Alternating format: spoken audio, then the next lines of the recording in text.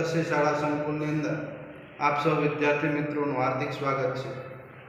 આજે આપણે અંગ્રેજી વિષયની અંદર વિદ્યાર્થી મિત્રો ધોરણ 5 ની અંદર અંગ્રેજી વિષયની અંદર આપણે આગળ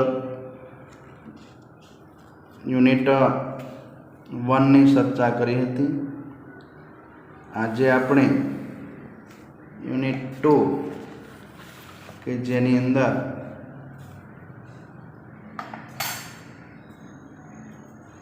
ચર્ચા કરવાની છે આપણી યુનિટ 2 ની અંદર તમે જોશો યુનિટ 2 ની અંદર અમ્બ્રેલાસ આર કલરફુલ। અહીં આ પાઠની અંદર આ યુનિટની અંદર ખાસ કરીને આપણે ઓન ઇન અંડર નિયર સ્થળ દર્શક શબ્દોની ચર્ચા કરવાની છે। આ યુનિટની અંદર એકવચન બહુવચનની પણ આપણે ચર્ચા કરવાના છીએ।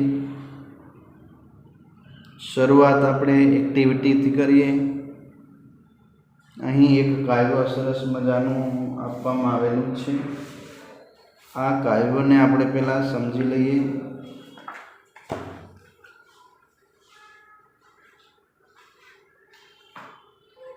તો જોઈએ તો સૌથી પહેલું એવું લખેલું છે એક્ટિવિટી 1 જોઈએ in the jungle standing near the lake। જો ઓન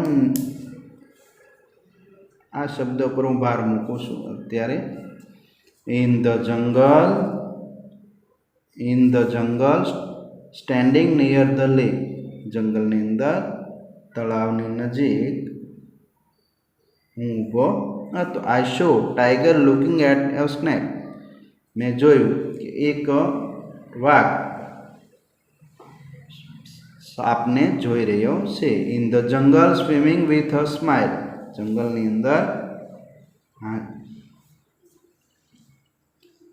તરી રહ્યો છું। I saw big green crocodile, એક હસતો મોટો મગરમચ્છ એ તરી રહ્યો હતો એવો મેં જોયો। I in the jungle roaring loudly, I saw lion sitting proudly, મેં એક જંગલની અંદર એક ગર્જના કરતો સિંહને પણ બેઠો જોયો હતો। In the jungle driving down the path, I saw a hippopotamus taking a bath, મેં એક મોટા હિપોપોટેમસને નહાતા જોયો હતો।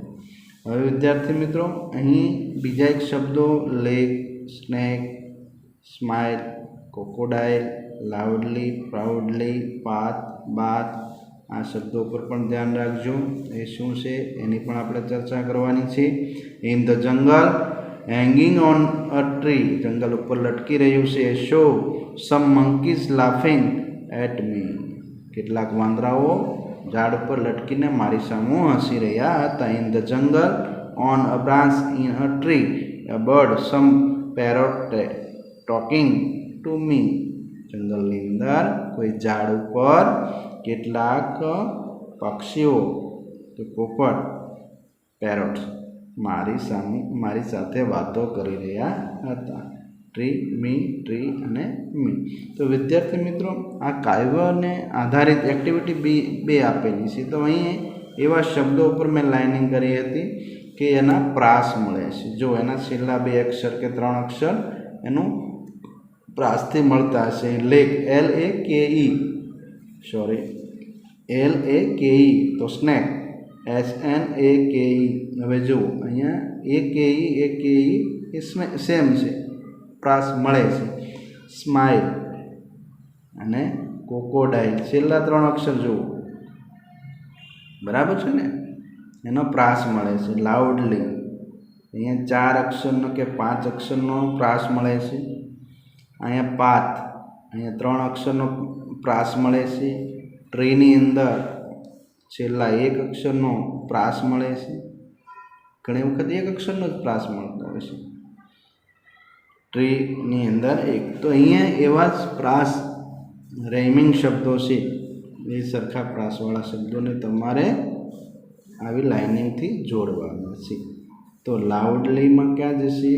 પ્રાઉડલી. મીનું શું થશે? ટ્રી થશે.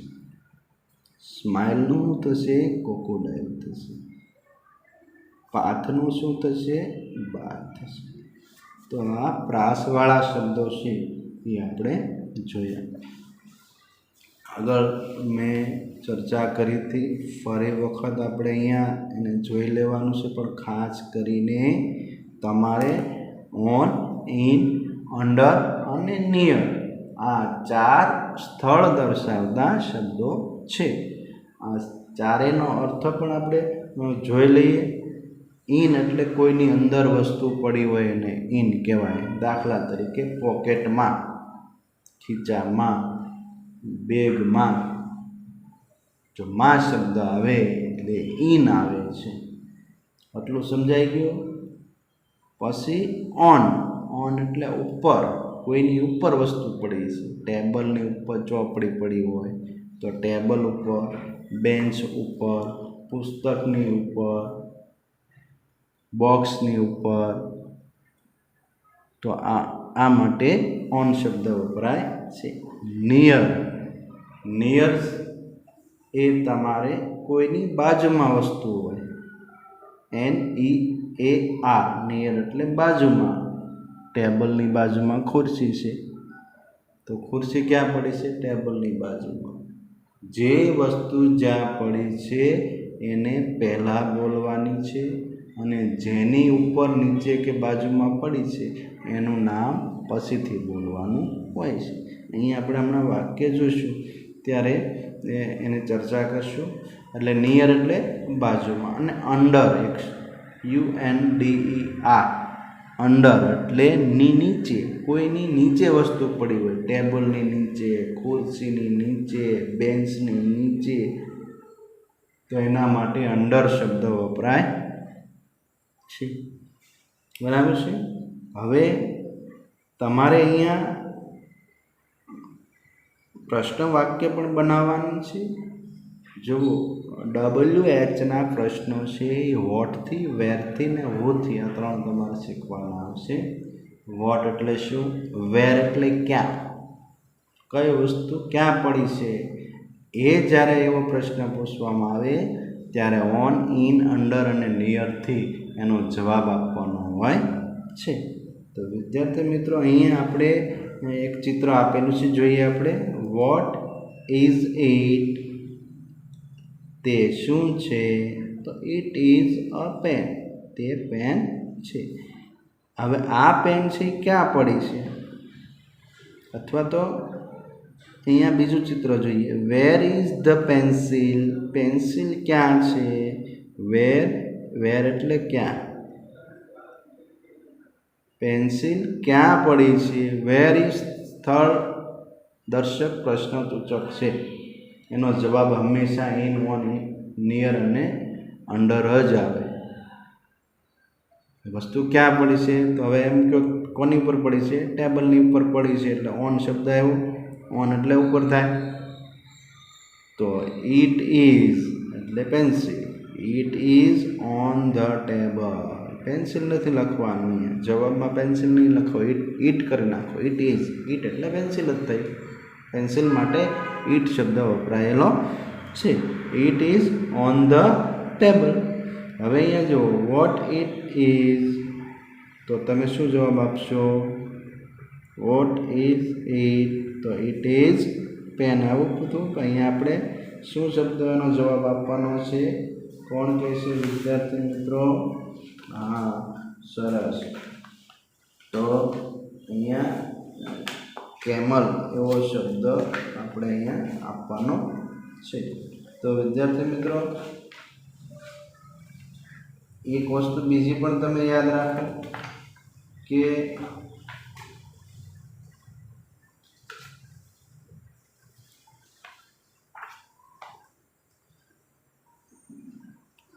જેટલા ચિત્રો આપેલા છે અહીંયા, આમાં જેટલા ચિત્રો તમને દેખાય છે એ ચિત્રોના ખાસ કરીને તમને સ્પેલિંગ આવડવા જોઈએ. હવે જો સ્પેલિંગ નહીં આવડે તો તમને વાક્યની અંદર વાક્ય રચના તમને આવડશે નહીં. તમારે વાક્ય રચના સાચી હશે પણ તમને સ્પેલિંગ તમારો ખોટો હશે તો તમે શું કરશો વિદ્યાર્થી મિત્રો? તો એના માટે શું કરવું પડે? આપણે સ્પેલિંગ સાચો લખવો પડે. બરાબર છે? તો આપણે અહીંયા વોટ ઇઝ ઇટ, તો અહીંયા શું કરશું આપણે? ઇટ ઇઝ એક જ છે ને એટલે લગાડશું. કેમલ પૂર્ણ વિરામ કરશું. What colour is the fish? Fish એટલે માછલીનો કલર કેવો છે? તો અહીં કલર દર્શાવવાનું કીધું છે તો આપણે બ્લુ. ઇટ ઇઝ શું કરશું? It is blue. ત્રીજો ઇટ ઇઝ બ્લુ લખશું. It is a dog. હવે પ્રશ્ન વાક્ય બનાવો. શું કીધું છે? ઉલટું કરાવી દીધું, જવાબ આપી દીધો છે તમારે પ્રશ્ન. તો ઇટ ઇઝ અ ડોગ લખેલું છે તો પ્રશ્ન શું બનશે? વોટથી વોટ ઇઝ ઇટ પ્રશ્ન બનાવ્યો ચિત્રના આધારે. હવે જુઓ એક ટેબલની નીચે શું છે? કૂતરો છે. તો વેર ઇઝ ધ ડોગ? નીચે છે, નીચે હોય એટલે અંડર લખવું પડે. ઇટ ઇઝ તો શું લખશું અહીંયા? કૂતરા માટે ઈટ શબ્દ વાપરશું. પશુ પક્ષી નિર્જીવ વસ્તુઓ માટે ઈટ વપરાય. It is under the table. What colour is the umbrella? તો ઇટ ઇઝ પિંક. કેવો છે એનો કલર? ગુલાબી છે. આગળ વધીએ. જો વિદ્યાર્થી મિત્રો અહીં એક સરસ મજાનું વર્ણન આપવામાં આવેલું છે એક્ટિવિટી 4ની અંદર. એ તમારે સાથે એનું હું ભાષાંતર કરાવતો જાઉં છું અને તમારે એનું ભાષાંતર છે એ સાથે સાથે કરવાનું છે. ધ્યાન રાખવાનું છે ખાસ કરીને આના સ્પેલિંગ છે એ તમને મેં પીડીએફમાં હું લખાવવાનો છું. બરાબર છે? પણ અત્યારે ફક્ત અહીં ધ્યાન રાખે. એક લીટી હું વાંચું છું, એનું ભાષાંતર કરું છું અને એ તમારે યાદ રાખવાનું છે. Bakshipur is a small village. Small એટલે નાનું, વિલેજ એટલે ગામડું. બક્ષીપુર નાનું ગામ છે. There is a fair in the village today. Lovely ફેરની અંદર આપણે વાત કરી રહ્યા છીએ. There is a fair in the village today. Today એટલે આજે, વિલેજ એટલે ગામ, ફેર એટલે મેળો, ઇન એટલે માં. આજે ગામમાં મેળો છે. ટુડે એટલે આજે, આજે ગામમાં મેળો છે. It is on the river bank. River bank એટલે નદી કાંઠો. રિવર બેંક એટલે નદી કાંઠો. મેળો નદી કિનારા ઉપર છે. ઓન. મેળામાં કોણ કોણ છે? Men, women and children are in the fair. Men એટલે માણસો. એક વચન હોય તો એમ એ આવે. માણસો, એક માણસ. બરાબર છે? એક કરતાં વધારે માણસો હોય તો એમનું ઈ થઈ જાય છે. એક વચન બહુવચન આ પાઠ આધારિત શીખવાનું છે. ઓન, ઇન, અંડર અને નિયર એ પણ આ પાઠ આધારિત ખાસ કરીને શીખવાનું છે. તો મેનનું બહુવચન MEN મેન થાય છે. વુમનનું પણ એવું જ છે, એનું પણ WOMAN એટલે વુમન એટલે એક સ્ત્રી થાય અને WOMEN કરી નાખો એટલે બહુવચન થાય છે. ઘણી વખત આપણને સામાન્ય રીતે તમને મગજમાં હશે કે પાછળ એસ લગાવીએ એટલે બહુવચન થઈ જાય, પણ અમુક એવા શબ્દો છે કે એને આ રીતે વચ્ચે ઈ લગાડવા પરથી મેન અને વુમેન ખાસ તમારે યાદ રાખવાનું છે. અને ચિલ્ડ્રન તો ચાઇલ્ડ એટલે એક બાળક થાય, ઘણા બધા બાળકો એને ચિલ્ડ્રન બોલાય છે. આ ત્રણેય શબ્દો ખાસ યાદ રાખી લેજો, એક વસન અને બહુવસન બંનેમાં. ત્યાં મેળામાં પુરુષો, સ્ત્રીઓ અને બાળકો આવેલા છે. બરાબર છે. લુક એટ ધ શોપકીપર, જુઓ દુકાનદારને જુઓ. ધેર શોપ આર સ્મોલ, તેની દુકાન નાની છે. There R toy shop and fruit shop in the ફેર, ત્યાં ટોય શોપ એટલે રમકડાની દુકાન, ફ્રૂટ શોપ એટલે ફળની દુકાન આવેલી છે. There R tea stall also, also એટલે પણ, ટી સ્ટોલ એટલે ચાની દુકાન, ત્યાં ચાની દુકાન પણ આવેલી છે. કોણ કોણ મેળામાં ગયું છે? Rani and Rahim are at the fair, Rani અને રહીમ નામ વાંચતા આવડવા જોઈએ. રાની અને રહીમ મેળામાં છે. Rani is 5 years old, old એટલે વર્ષની, રાણી 5 વર્ષની થઈ છે. Rahim is studying in standard 5, Rahim 5મા ધોરણમાં ભણી રહ્યો છે. નીચે એક ફુગાવાળાનું ચિત્ર પણ છે, એની નજર તમે જોઈ લેજો. એ કોની બાજુમાં ઊભો છે? ચાની દુકાનની બાજુમાં ઊભો છે. ક્યાં કોઈ વસ્તુ શું છે એ તમારે મેળાનું નિરીક્ષણ કરતા રહેવાનું છે. ચાની દુકાનની બાજુમાં ફુગાવાળો સ્ટેન્ડિંગ એટલે કે ઊભો છે. આગળ વધીએ. રાની અને રહીમ એ બંને ચર્ચા કરે છે મેળાની. શું ચર્ચા કરે છે આપણે જોઈએ. Rani, is there a balloon man in the fair, balloon man એટલે ફુગાવાળો, શું આ મેળામાં ફુગાવાળો છે? રહીમ, યસ ધેર ઇઝ, હા તે છે. રાણી, વેર ઇઝ હી, તે ક્યાં છે? વેર એટલે ક્યાં, તે ક્યાં છે? Rahim, look he is near the tea stall, જુઓ, લુક એટલે જુઓ, હી ઇઝ એટલે કે તે, નિયર એટલે પાસે, કોની પાસે? ટી સ્ટોલ, તે ચાની દુકાનની બાજુમાં ઊભો છે. રાણી,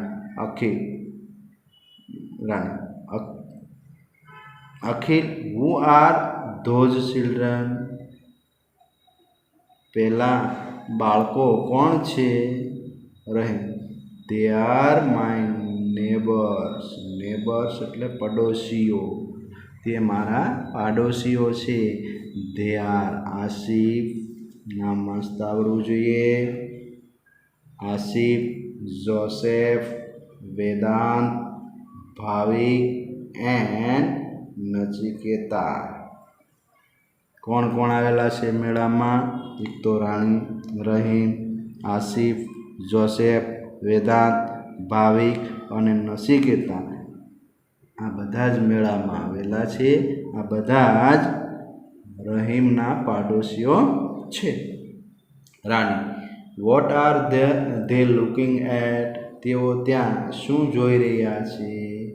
રહીમ, કલરફુલ બલૂન્સ, ફુગાવાળો તો શું છે? ફુગાવો, તે રંગબેરંગી, કલરફુલ એટલે રંગબેરંગી, બલૂન્સ એટલે ફુગાવો, બહુવચન એચ લગાવ્યો એટલે ફુગાવો, રંગબેરંગી ફુગાવો જોઈ રહ્યા છે.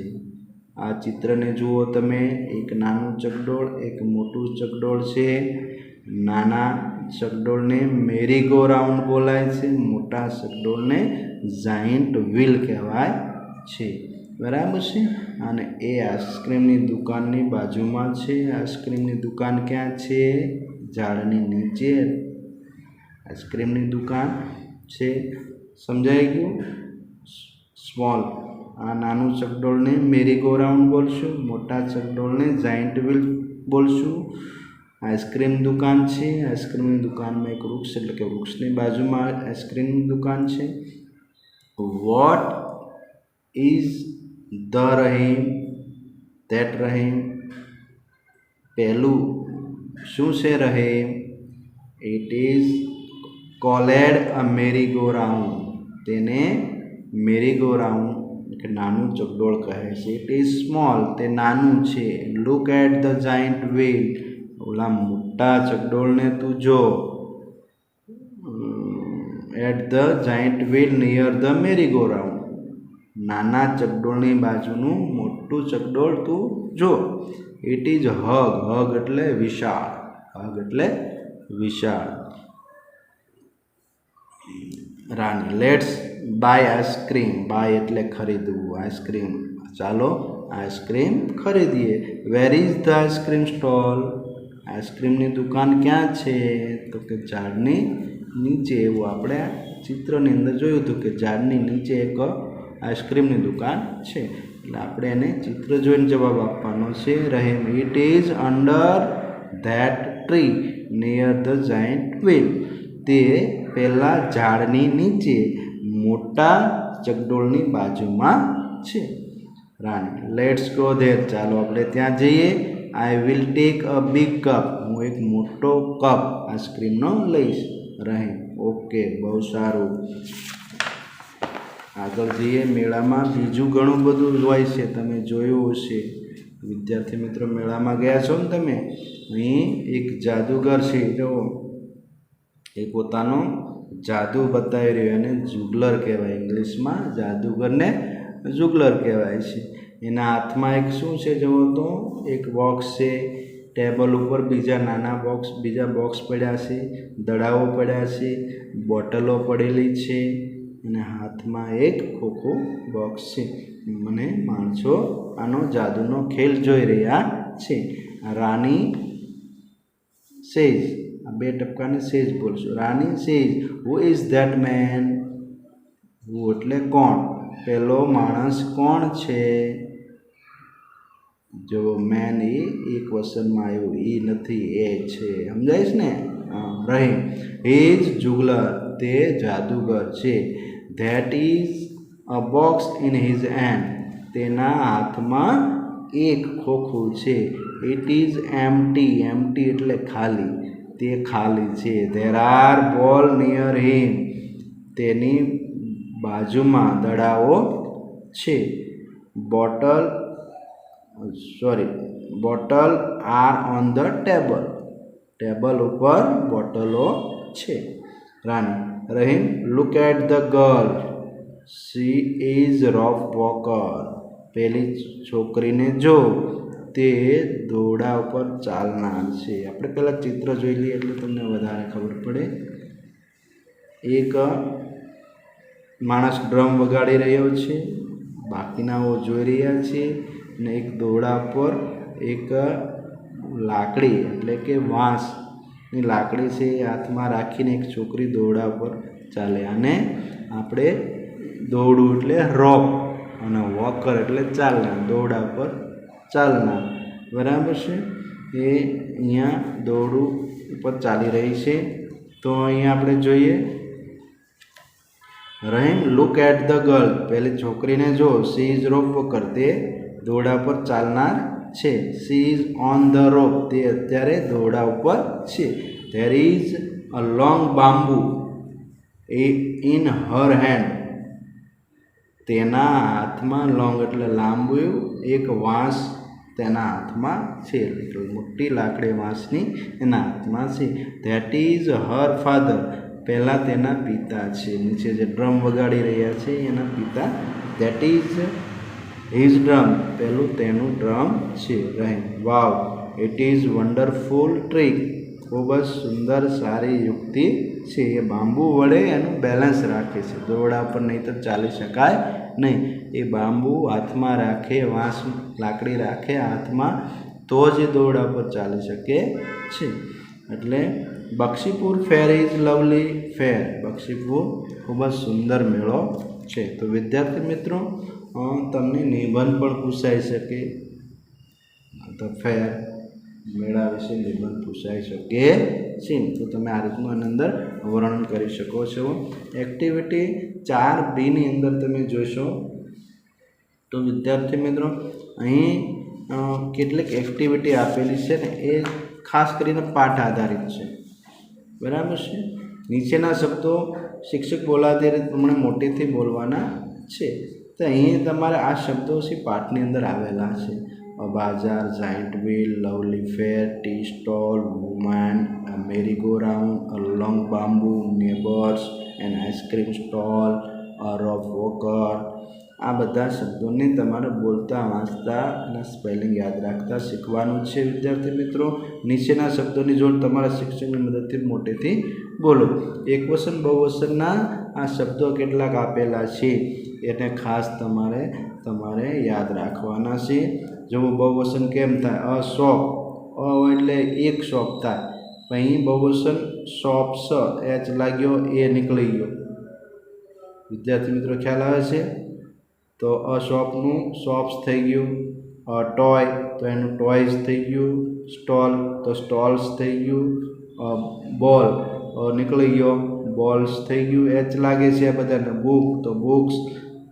કેટ તો કેટ્સ. ડોગ તો ડોગ્સ. એન એપલ, એન નીકળી જશે, એપલ્સ થઈ ગયું. જો એન ઓરેન્જ, એન નીકળી જશે, ઓરેન્જ. એચ લગાવવાનું છે પાછળ બધાની. એન્ડ કાઇટ તો કાઇટ્સ. ડ્રાઈવર તો ડ્રાઈવર્સ. મેનનું મેન થાય. અહીંયા એચ નથી લાગ્યો. વિદ્યાર્થી મિત્રો અમે તમને આગળ પણ સમજાવ્યું હતું.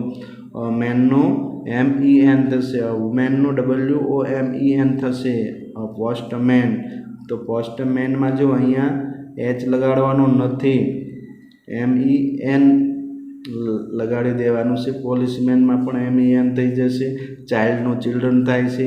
વાઇફનું વાઇફ્સ થાય. જો અહીંયા FE છેલ્લા છે, છેલ્લો સ્વર છે. સ્વર હોય ને ત્યારે VS તમારે લગાડવાનો, ES લગાવવાનો થશે. સ્પેશિયલ શબ્દો છે યાદ રાખવાના છે. નીફ, ક નહીં બોલવાનો, ક સાયલન્ટ ક છે. કેવો શબ્દ છે? સાયલન્ટ. અહીં કે છે એ સાયલન્ટ છે. સાયલન્ટ એટલે એને બોલાતો નીફ બોલાય છે. કે બોલાતો નથી. નીફ તો નીફ. ફૂટનું ફીટ થઈ જાય. આ શબ્દ તમારે યાદ જ રાખવા પડશે. આ એકવચન બહુવચન. આને ખાલી એચ લગાવો તો ચાલશે, પણ આમાં એચ લાગતા નથી અને સ્પેશિયલ એના શબ્દો છે એટલે યાદ રાખવા. ફૂટનું ફીટ જ થાય. તૂથનું તીટ થાય. ડિયરનું ડિયરનું ડિયર જ રહેજો. માઉસનું માઇસ થઈ જાય. ઓક્સનું ઓક્સેન થઈ જાય. તો આ શબ્દો તમારે યાદ રાખવા પડશે. અહીંયા પણ એમાંથી જોઈને તમારે પાઠમાં આવેલા શબ્દો છે એની એક લિસ્ટ તમારે બનાવવાનું છે. તો એ વિદ્યાર્થી મિત્રો એ તમને આવડે છે. એ તમારે આ શોધી પાઠમાં આવી જોડ કઈ કઈ આવી છે એ તમે આમાં લખી શકો છો. તો વિદ્યાર્થી મિત્રો પાના નંબર આપણે 41 નંબર સુધી આપણે અહીંયા આ ક્લાસની અંદર જોઈશું. પછી આગળ લઈશું આ 4 નંબરની એક્ટિવિટી 4B સુધી આપણે અત્યારે ચર્ચા કરી અને એના આધારિત તમારે હોમવર્ક કરવાનું છે. પાકી નોટમાં આટલું લખી લેવાનું છે વિદ્યાર્થી મિત્રો. શું લખશો પાકી બુકમાં? આપણે તમે ટાઇટલ મારશો. ધોરણ 5 યુનિટ 2 અમ્બ્રેલાસ આર કલરફુલ અને એક્ટિવિટી 1 થી 4B સુધીના સ્પેલિંગ છે તમને અહીંયા લખાવેલા છે. પાકી નોટમાં તમારે લખવાના છે. PDF મેં સાથે મોકલેલી જ છે. એ PDFમાંથી જોઈને લખવાના છે. આટલા સ્પેલિંગ છે એ તમારી પાકી નોટની અંદર લખવાના છે.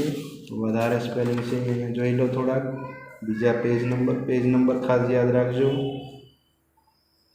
પછી પ્રાસવાળી એક્ટિવિટી 2 પણ તમારે તમારી પાકી નોટમાં લખવાની છે. સરખા પ્રાસવાળા રેમિંગ શબ્દો વડે જોડકા જોડો એ તમે અહીંયા આપણે શીખી લીધું છે. એ ઉપરાંત નીચેના શબ્દો વાંચો અને સારા અક્ષર તમારે એ લખવાના છે. બરાબર છે? બીજું કશું કરવાનું નથી. ત્રીજા પેજની અંદર છે એ તમારે એકવચન બહુવચન આધારિત શબ્દો આ પાઠમાં આવેલા છે એ તમારે અહીંયા લખવાના છે.